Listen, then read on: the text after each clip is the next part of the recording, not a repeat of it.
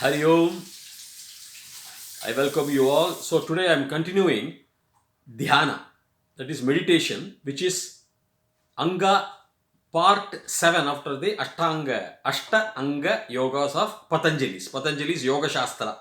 In this I am going to tell the part 2 of the 7th, you can say, Anga. Part 1 I completed of the 7 within brackets 1, today 7 within brackets 2, the second part. I'll be continuing this.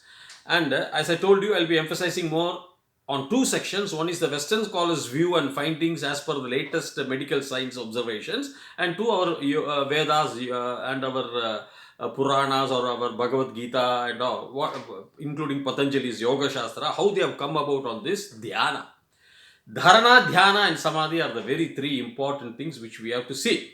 So, in meditation, we have seen that there are forms of meditation. You can meditate between the eyebrows, as I said, or on the breath, or on the Om or Shreem or your Ishtadevata. There are forms. And types also, the forms and types, the patterns may vary. Some Maharishi Institute, they teach of transcendental meditation, which I took a course a long back, where you think of an object Om or Shreem, but you slowly bring your mind on that. Don't force your mind compulsorily, that don't with a rigidity, don't think of that Om or Shreem or whatever it is. The mind slowly is brought as it is being brought to the object of concentration. There will be thoughts. The thoughts, I told you, are tiredness of the brain. They come out as water bubbles, blue, blue, blue, as you dive down a swimming pool. Dive down deep to find solace and peace at the bottom. The thoughts are also like air bubbles would come out. So then you slowly put your mind on the thought. So in meditation, in Dhyana, what Patanjali says is you will not know anything else other than your existence. That's all. As even Shankara comments, Adi Shankaracharya, that you know only the orbit of the sun. The sun, that's all. The orbit, the pathway. But you will not know the heat of the sun, or you will not try to find out the heat or the color or the rays and all. You will not think about the sun. You will come to know only on existence. Whereas in Dharana, you will have all these things. That Om, you are going to concentrate, you are sitting on a calm place, or you are sitting like this and all. You will have the feeling, but you are going to concentrate on the object. And this object disappears in Dhyana. And then we will go to Samadhi, which is the 8th Anga, Ashtama Vibhaga, Ashtama limb, Anga of the Patanjali's Yoga Shastra. We'll go later on. So what is when you do Dhyana, what is the medical science, latest medical science, even as per Western scholars say, there are a lot of scholars both in psychiatry, psychology department, and also in neurology department. I've written a book called A Cosmic Code is Illusion and Do You Really Die? And it was, the preface was given by Dr. Krishnamurthy Srinivas, one of the finest neurologists India and the world has ever produced. See, we had interaction. So, the main viewpoint is the Western scholars. Now, let us go to the psychiatric level. Dr. Brian Weiss is one of the authorities of psychiatry. I think he's from University of Virginia.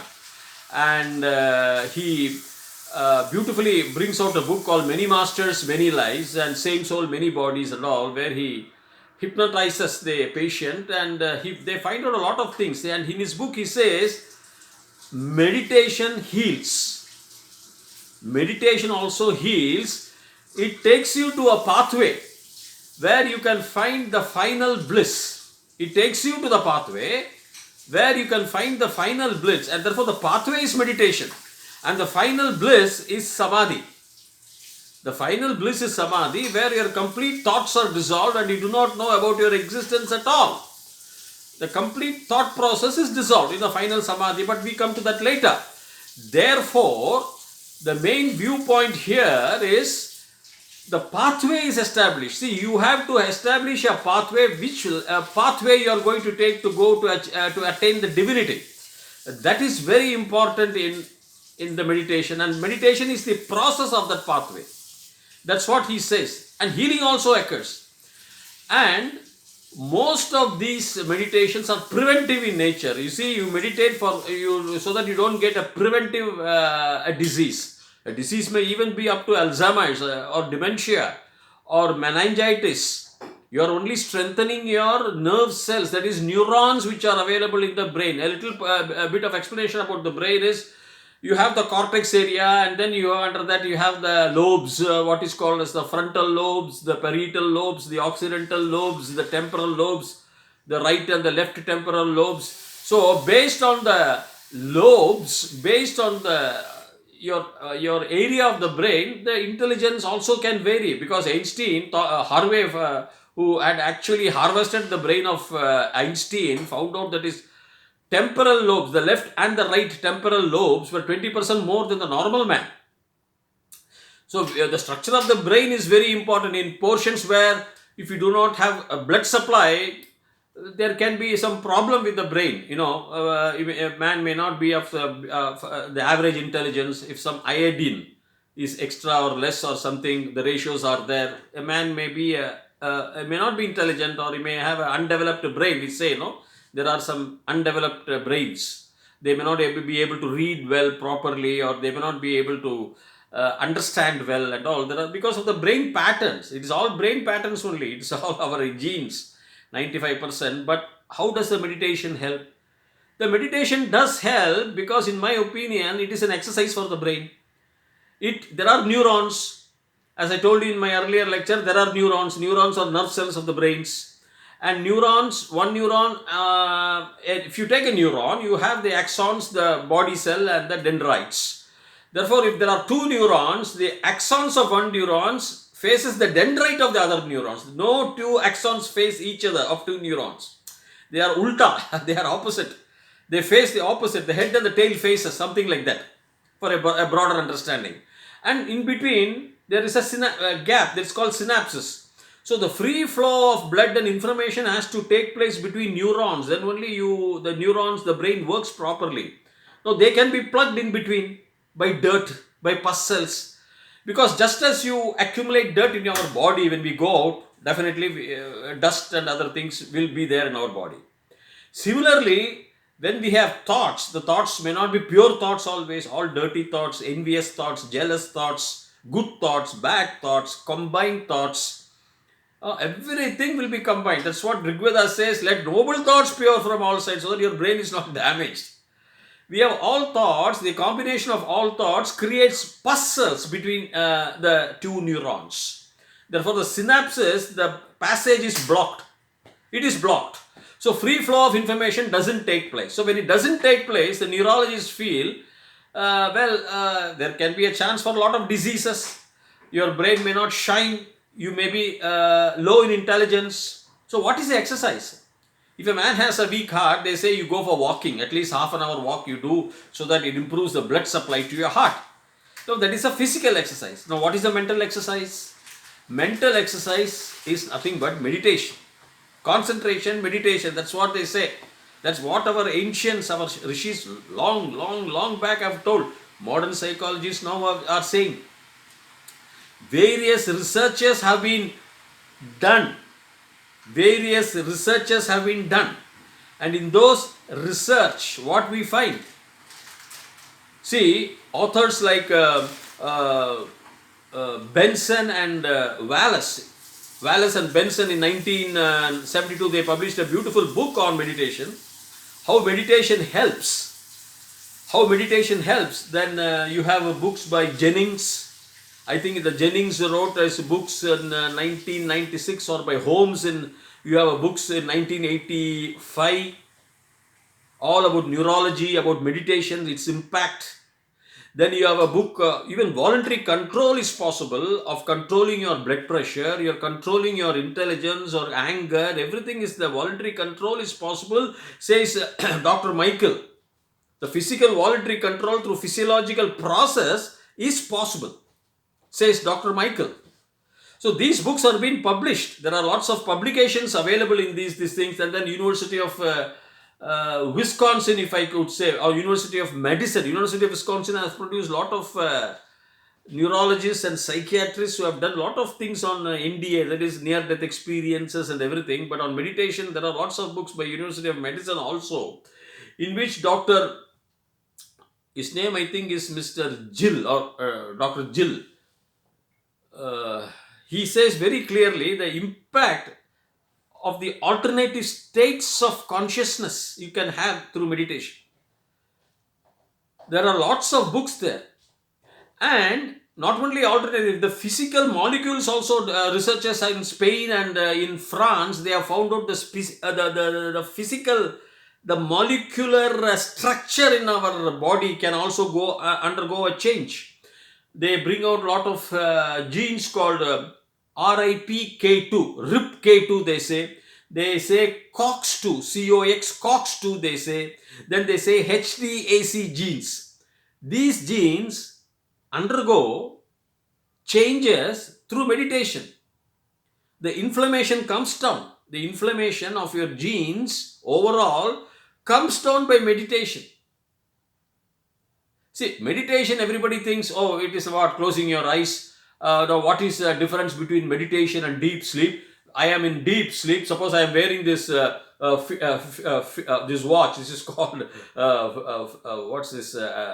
Apple Watch or something. It's Fitbit or something they call it. Records my deep sleep, records my REM, eye movements, rotary eye movements in my sleep, during my sleep. It records my light sleep. It records my waking sleep, how many hours I have been awake, and all these things they bring out. So in deep sleep, which is the third stage,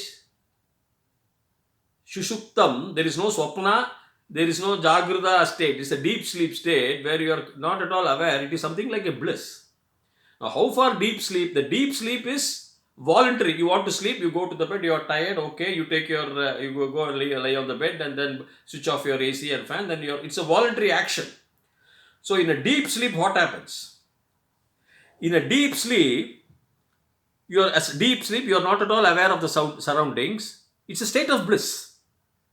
But because of the ignorance the body has, it doesn't want to be in the deep sleep for a long time. It wants to live. So it comes back to the life. Whereas when you take a meditation, when you go to the stage of samadhi, when you go to the deep state of meditation, in meditation you are aware of the existence, but in a samadhi state, you are not at all aware. In meditation, you are aware of the existence. It's something like a deep sleep, but you are aware of the existence. You are aware of the existence that you are alive. That's all. Whereas in a deep sleep, you are not aware that you are alive. But then even in a deep sleep, your brain is functioning. Very little it is functioning. Ups and downs, if you take the electroencephalogram, EEG, you can find see in the corpse, they say around 3.5. In an active state, they say it's 15. In the corpse means in a dead body, if you measure the electrical activity for some time after its death, it will be around 3.5, they say, or 0 to 3.5. Whereas in an active state, they say it's around 15. I don't know what it is, a measurement like your 120/80 or your BP, blood pressure. So electrical activity is also there in deep sleep, but because of the ignorance, because you have not realized the Vedic knowledge of merging the samadhi state, the savikalpa samadhi state, you want to come back. The body wants to come back to realize. So you come back to life, you come back to consciousness, you come back to life, you come back to live atmosphere. Whereas in a meditation, yes, you are something like a deep sleep, but you are aware of the existence. You will be aware of the existence. Therefore, so the Western psychologists, the Western medical neurologists, everybody unanimously agree. There's a unanimous opinion that it is a preventive measure for your high BP or your anger or your prevention of pus cells between your neurons, free flow of blood, free flow of information. You have the motor, somotory nerves or sensory nerves and all. The motor sensory, one sends down information, one receives information, in the brain from all over the body, sending all over body, receiving all over the body. All these nerve structures, how do you purify it? How do you bathe it? You can bathe your body with soap and water, okay? Or if you want to develop muscles, you go to the gym and take your weights or whatever it is, or inside organs, you can just walk nicely and then develop your heart muscle or your circulatory system. But for brain, though the physical activity is also required, the more activity is meditation. That's why everybody, they say meditate. So half an hour or 20 minutes, half an hour of meditation, if you do for 6 months, it has been found out that there is a significant change towards improvement in your entire structure of your body, not only brain. Even the molecules of your body change. The inflammation does not take place.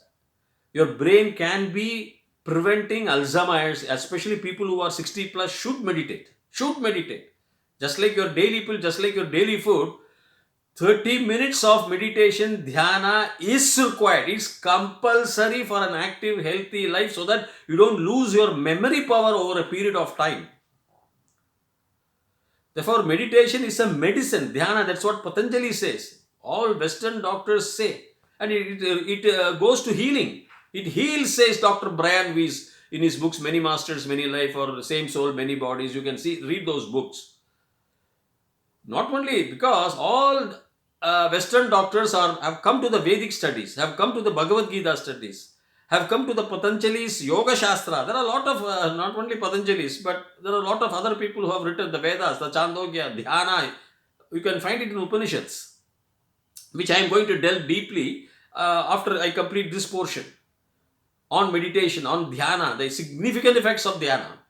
Therefore, I do recommend to all, especially for all of any age, right from your 18th year or 15th year, start meditating, have that habit.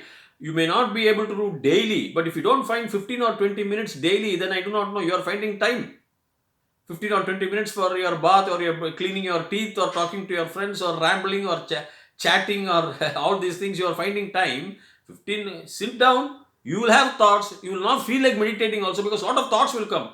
Don't worry, let it be sit, close your eyes and sit there for 15 minutes. Let the thoughts come and go. Your eyes will pop out, again close your eyes, because these are all initial stages.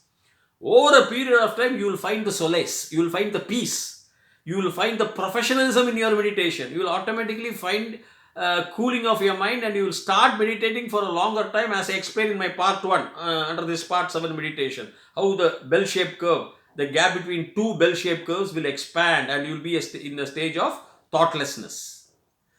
Okay, my dear friends, the more of it I shall continue, and from the Vedic side also, from the Vedic structures also, what has been said of meditation, dhyana, not only by Patanjali, but by Bhagavan Krishna also, by various, in Bhagavad Gita, in Uddhava Gita, a lot of places they have stated about this, in Bhagavatams and all. We shall see step by step, until such time, Bhuyat, Tavat, Shubhamangalam. Hari Om.